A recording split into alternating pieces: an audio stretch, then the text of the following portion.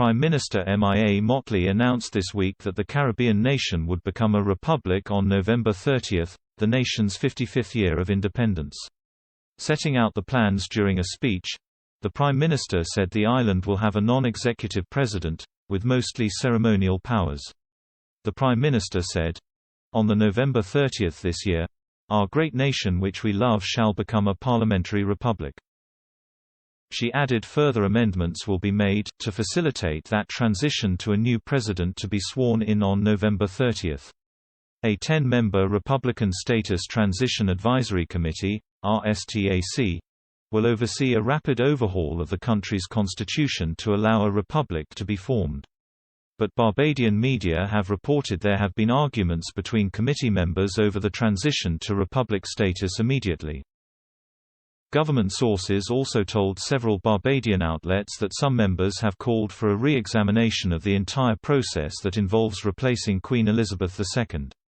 A source added, "There is no constitutional document. They, ministers, have not yet signed off on a constitutional document. They can't go ahead without having a constitutional change. A number of people are concerned about the indecent haste at which they are proceeding without a proper legal foundation in place." Meanwhile, a separate panel of 3 Barbadians who have expertise in constitutional affairs also raised concerns about immediately rushing to a republican form of government. They also recommended that it wasn't necessary or desirable to change the name of the country to the Republic of Barbados or to the Commonwealth of Barbados or to anything else. The Queen has been Barbados' head of state since it became independent in 1966, but the issue of becoming a republic has been discussed at national level during the following decades.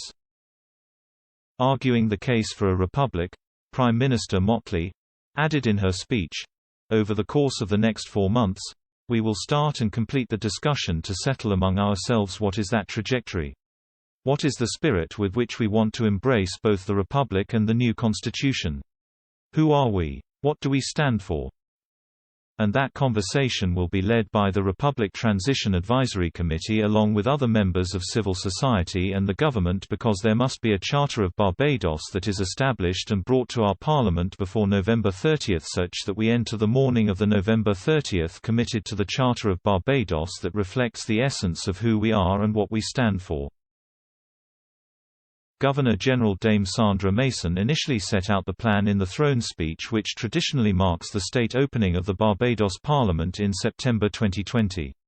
Dame Sandra referenced a famous comment by her country's first Prime Minister Errol Barrow, saying he had cautioned against loitering on colonial premises, adding that warning is as relevant today as it was in 1966. Buckingham Palace said Barbados' intention to remove the Queen as head of state and become a republic is a matter for the government and people of the Commonwealth country.